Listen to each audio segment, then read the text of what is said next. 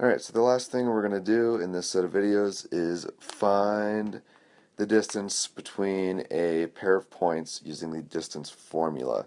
So if your points aren't so nice and it's not easy to calculate the lengths of a triangle like that, then you could go ahead and use the formal distance formula, which is this.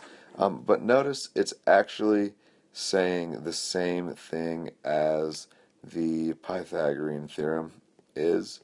It's just saying it in a different way. Maybe you'll see that connection once we do it and start simplifying it. So we are going to find the distance now between that midpoint and the other endpoint, because if we can show they're the same, then we are validated in that that is indeed the midpoint. So let's go ahead and do this. Let's substitute in. So x1, again, just saying the x value of my first point. So let's go -3 minus the x value of my second point is 1. Square that and add it to the difference in your y terms squared. So y1 is 7 minus our y2 is 5. And we need to square that as well. So let's simplify this. D equals the square root of -3 minus 1 is -4. So we have -4 in parentheses squared. If you type that into your calculator and don't put parentheses, you will get an incorrect answer. So add that to 7 minus 5 is 2, and that's squared. And let's go ahead then now and say D equals the square root of 16 plus 4, which is the square root of 20, which we have already simplified to 2 times the square root of 5.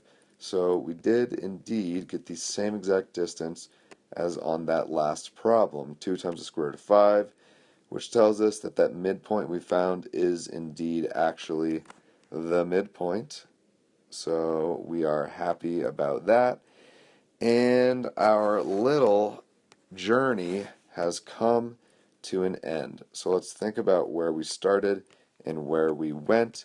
We started way over here simply with 2 points A and B, and then we looked at how we could write an equation through those 2 points in point slope form.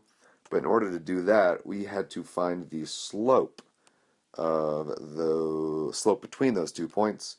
And so we used the formula rise over run, changing y over changing x, y2 minus y1 over x2 minus x1.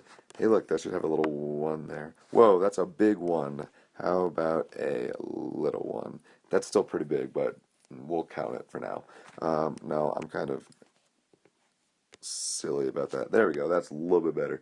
So we found that slope, and then we went back to our point slope form and plugged in our point and plugged in our slope and got the equations. And then we solved those equations for y and simplified them to get our equations in slope-intercept form. And then we looked at how to write the equation of a perpendicular line through a given point. So we have a point not on the line, and we want to go through that point and be perpendicular to another line. And so we use the idea of the opposite reciprocal slopes, and then we use point slope again. And then after that, we looked at how we could find an intersection point algebraically by setting the 2 slope-intercept form equations equal to each other, and then solving for x, and then plugging x back into one of those equations. And then we looked at how we could do that on our calculator by graphing the 2 functions, and then hitting second calculate option 5 to find the intersection point. And then, oh my goodness, we talked about storing variables, because that is super useful if you have long decimals or a number you really need to keep precise, because every time you round, you are making your answer more and more inaccurate. So storing variables is good. And then we looked at how to find the midpoint between those 2 points, just average the x values and average the y values. And then we talked about using the Pythagorean theorem, a squared plus b squared equals c squared, to find the distance between 2 points using the hypotenuse there. And then finally, we talked about using the distance formula to find the distance between 2 points. And there you have it. It was a long journey, but we did pretty much everything you could ever imagine to do with 2 points. We did it all. Look at all that. That's a lot of work. We're pretty cool and awesome.